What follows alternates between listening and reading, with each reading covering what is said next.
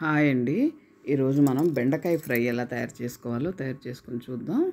ముఖ్యంగా తక్కువ ఆయిల్, జిగురు రాకుండా తయారు చేసుకుందాం. ఆయిల్ వేడెక్కాక కాస్త ఆవాలు, జీలకర్ర, పచ్చిశనగపప్పు వేసుకుని, కరివేపాకు, ఎండుమిర్చి కూడా వేసుకుని, ఉల్లిపాయ వేగాక బెండకాయ ముక్కలు వేసుకుని కాస్త పసుపు చల్లుకోవాలి.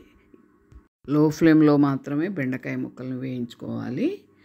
ఉప్పు, కారం, ముక్క మెత్తబడ్డాక ఉప్పు, కారం చల్లుకోవాలి.